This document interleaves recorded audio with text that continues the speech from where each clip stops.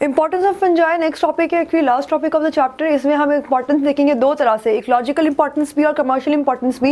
Ecological importance means ecosystem में fungi की क्या इंपॉर्टेंस है, और इकोनॉमिक इंपॉर्टेंस में कमर्शियल इंपॉर्टेंस में हम इकोनॉमिक गेन्स और इकोनॉमिक लॉस दोनों देखेंगे। एक्चुअली इसे कमर्शियल इंपॉर्टेंस भी कह सकते हैं, इकोनॉमिक इंपॉर्टेंस भी कह सकते हैं, and we will be discussing both. हम स्टार्ट करते हैं फ्रॉम इकोलॉजिकल इंपॉर्टेंस। सबसे पहला इकोलॉजिकल पैरामीटर जो है as far as fungi concern, इसमें हम देखते हैं दैट दे आर डीकम्पोजर्स, और डेड ऑर्गेनिक मटेरियल को डीकम्पोज करते हैं डिफरेंट एलिमेंट्स के जो है वो साइकिल्स होते हैं, such as nitrogen, sulphur, phosphorus, oxygen वगैरह। उनके सर्कल्स को या उनके साइकिल्स को जो है they also get completed because of the process of decomposition.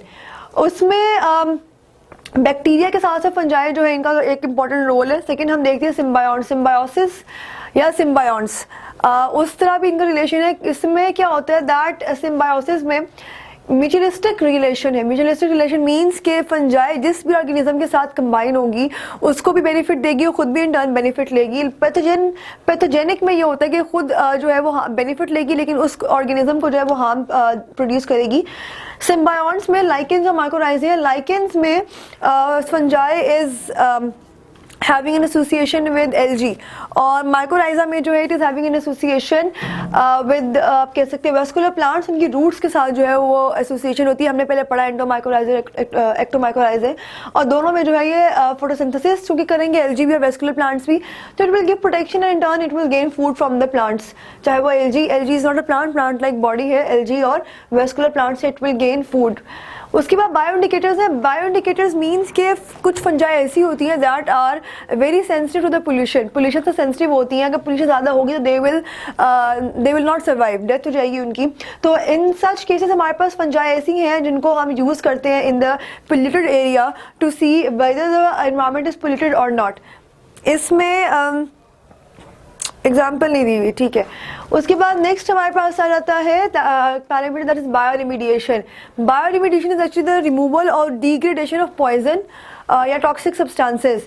उसके अलावा जितनी इन्वायरमेंट में रेडिएशंस होती हैं वो भी एब्जॉर्ब हो जाती हैं बाय द फंजाई। कुछ फंजाई जो है वो रेडिएशंस को एब्जॉर्ब कर लेती हैं, that is also included in the bioremediation process. So that's about the ecological importance. हम अब डिस्कस करते हैं about the commercial importance. Commercial importance में गेन्स भी है और लॉस भी है। गेन है पहला हमारे पास एडिबल फंजाई है। एडिबल फंजाई में वो फंजाई भी जो एडिबल एक्चुअली हैं और वो फंजाई जो कि एडिबल लगती हैं but they are actually poisonous. इसमें हमारे पास जो है वो एग्जाम्पल्स हैं मॉर्केला एस्क्यूलेंटा, एगारिकस स्पीशीज और ट्रफल्स। ये तीनों जो हैं these are the edible fungi. और उसके अलावा एस्कोमाइसिटीज ट्यूबर स्पीशीज भी। उसके अलावा we are having next which are toadstools. Toadstools जो है दीज आर डेथ कैप या डेथ एंजल। एमानिटा और जैको लैंटन जो है वो इसमें आ जाते हैं। जैको लैंटन का नीचे कैप्शन में ब्लू लाइंस में जो है वो नाम है ओम्फैलेटस ओलियरियस, और ये नाम जो है ये it is very important from the MCQ point of view कि बच्चे जो है ना वो कैप्शन को छोड़ देते हैं, उनको लगता है इसमें कुछ लिखा ही नहीं हुआ सिवाय ये कि डायग्राम में ये है, बट देयर आर समथिंग जो कि कैप्शन में लिखी होती हैं, टेक्स्ट में नहीं लिखी होती, so you have to read the caption as well.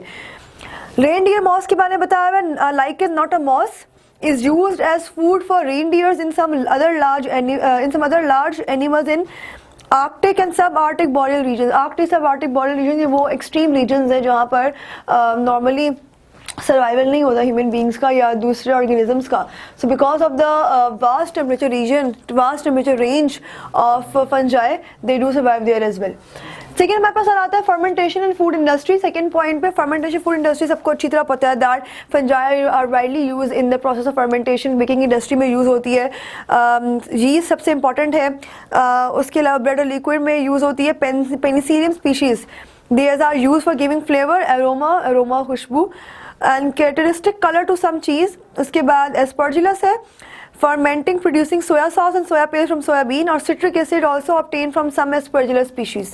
So you can get an MCQ कि citric acid is obtained from which kind of species, so you'll have to write that it is gained from aspergillus species. Third हमारे पास आता है source of antibiotics। Actually यहाँ जितनी लिखी है वो सब एंटीबायोटिक्स नहीं है। साइक्लोस्पोरिन एंटीबायोटिक नहीं है, लोवास्टैटिन और ग्लासोफेमिन एंटीबायोटिक्स नहीं, these are actually simple drugs। Antibiotic जो है वो इसमें से पेनिसिलियम ही है। अलेक्जेंडर फ्लेमिंग 1928 में पेनिसिलियम नोटेटम से पेनिसिलिन ऑब्टेन की। Actually that was an accidental discovery, इसे कहते हैं सेरेंडिपिटी, मीनिंग कि एक्सीडेंटल डिस्कवरी होती है। और he was working some other thing, लेकिन उसने जो पेनिसिलियम को डिस्कवर कर लिया। Anyway that's not our concern. तो हम एंटीबायोटिक में पेनिसिलियम लेते हैं, ठीक है। और दूसरी हमारे पास ड्रग्स आ जाती हैं एंटीबायोटिक में। We are only dealing with the penicillium species. Antibiotic और बेसिकली एंटीबायोटिक एंटीबैक्टीरियल है, एंटीबायोटिक में एंटीबैक्टीरियल है, पेनिसिलियम अगेंस्ट बैक्टीरिया काम करती है। उसके बाद बाकी ड्रग्स में हमारे पास आ जाती है साइक्लोस्पोरिन। साइक्लोस्पोरिन जो है ये इम्यूनोसप्रेसेंट है। इम्यूनोसप्रेसेंट मीन्स के इम्यूनिटी को लो कर देती है। अब अगर आपके माइंड में ये क्वेश्चन है कि इम्यूनिटी को लो क्यों किया जाता है, मतलब ज़रूरत क्या है इम्यूनिटी को लो करने की, तो उसमें ये होता है कि जब हम किसी और हम कोई ट्रांसप्लांट करते हैं किसी ऑर्गन का, सपोज किडनी का किया है या लिवर का किया है, तो ट्रांसप्लांटेशन में चूंकि वो ट्रांसप्लांटेड ऑर्गन बाहर से आया होता है तो बॉडी उसको पहचान नहीं पाती कि ऑर्गन जो है वो मेरी बेनिफिट के लिए है या मेरे हार्म के लिए।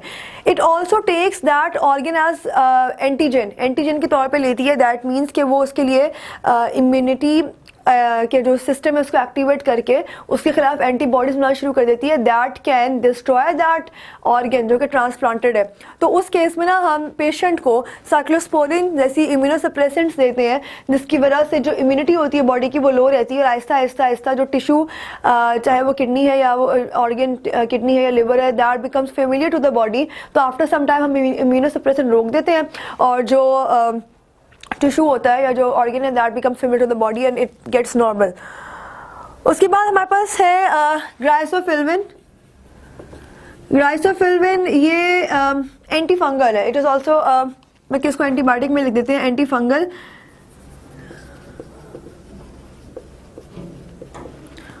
अच्छा, उसके बाद हमारे पास है लोवास्टैटिन। लोवास्टैटिन जो है ब्लड कोलेस्ट्रॉल लेवल को लो करने के लिए लोवास्टैटिन यूज करते हैं हम। ग्राइसोफिल्विन आई गेस एंटी फंगल ही है जी। एंड एर्गोटीन जो है ये हमारे पास एक और ड्रग है, एर्गोटीन। एर्गोटीन में डेरिवेटिव होते हैं एर्गोमेट्रीन वगैरह के, और इससे जो है वो माइग्रेन आदि सर का दर्द जो है वो क्योर तो नहीं होता लेकिन that can be controlled to some extent. फिर हमारे पास आता है टेक्सटाइल इंडस्ट्री। टेक्सटाइल इंडस्ट्री में हम जो है कुछ डाइज वगैरह ऑब्टेन करते हैं from the fungal species, that is included in the textile industry. उसके बाद जेनेटिक रिसर्च। जेनेटिक रिसर्च में हमने यीस्ट को तो बहुत ही ज़्यादा इस्तेमाल किया। यीस्ट का हमें पूरा जीनोमिक सीक्वेंस पता है, हमने यीस्ट की आप कह सकते हैं कोई कसर नहीं छोड़ी उसकी जेनेटिक रिसर्च करने में। उसके साथ साथ जो है वो हम रिसर्च कर we are also conducting research on the pink bread mould neurospora. Neurospora मैंने बताया था पहले भी कि पिंक ब्रेड मोल्ड है इसका नाम। पिंक ब्रेड मोल्ड कलर जो है इट शुड बी रिमेंबर्ड, और ये जो है वो एमसीक्यूज में आपने मिक्स नहीं करना। उसके बाद हम बात करते हैं इकोनॉमिक लॉस की। प्लांट डिजीज, एनिमल डिजीज और loss it is saprobic fungi.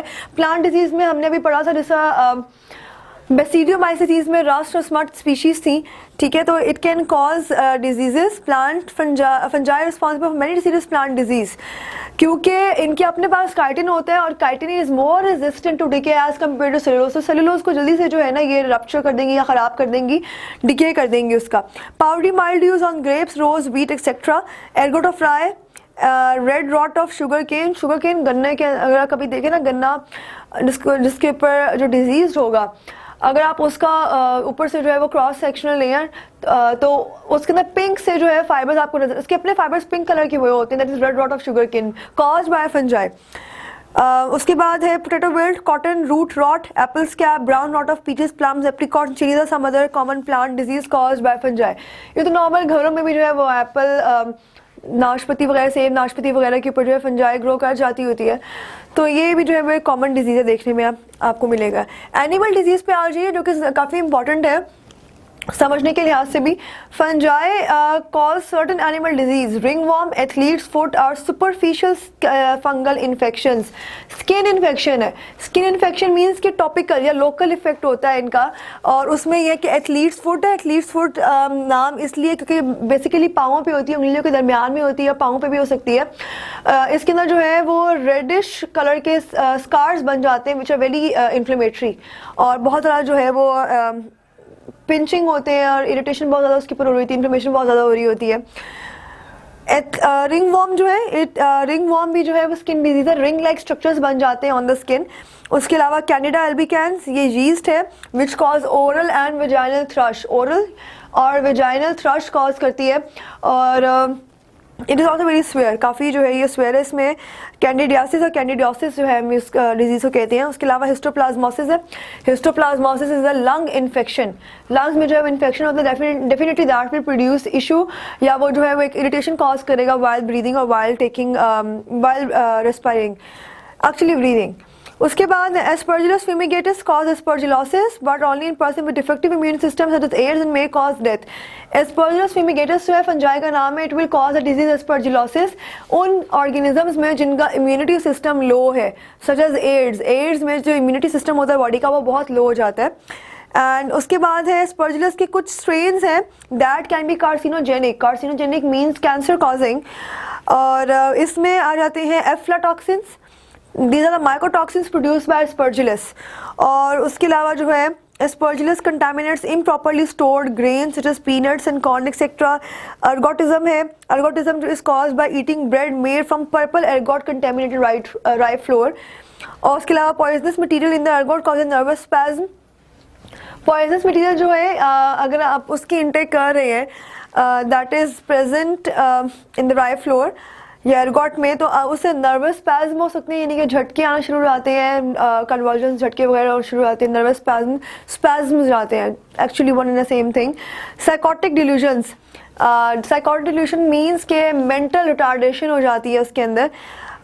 उसके अलावा इवन गैंग्रीन, गैंग्रीन जो है ये सेल डेथ होती है, cell death in the limb specifically. इसमें जो जब सेल डेथ हो जाती है तो डेफिनेटली सेल डेथ तब होती है जब डिफरेंट है, उसकी रीजन हो सकती हैं। ब्लड अगर जो है वो ना पहुंचे sufficient amount to the cell, तो अगर फंगल इन्फेक्शन है और गैंग्रीन हो गई है या गैंग्रीन किसी भी वजह से हो गई है, तो उस सेल डेथ का हमारे पास कोई क्योर नहीं है, वी हैव टू एम्प्यूट दैट, हमें जो है वो काटना पड़ता है। और काटना इसलिए पड़ता है क्योंकि अगर वो नहीं काटेंगे तो वो सेल डेथ जो है बढ़ती चली जाएगी बाकी लिम्स तक या बाकी बॉडी तक। उसके बाद हम लास्ट हमारे पास है point about the loss due to saprobic fungi. Saprophytic fungi जो है फूड को डिटेरियोरेशन हो रही है इसकी। उसके अलावा हमारे पास वुड की डिटेरियोरेशन हो रही है, डीकम्पोजिशन हो रही है, डिफरेंट इसमें फंजाई है। लास्ट यहाँ पे लिखा हुआ है pink yeast Rhodotorula grows on shower curtains and other moist surfaces. Shower curtains पे ग्रो करती है रोडोट्रोला और अदर मॉइस्ट सर्फेसेस। अब आपने याद रखना है नीरोस्पोरा वाज पिंक ब्रेड मोल्ड और रोडोट्रोला पिंक यीस्ट है, तो ये डिफरेंस है वो याद रखना है। सो chapter is completed till here.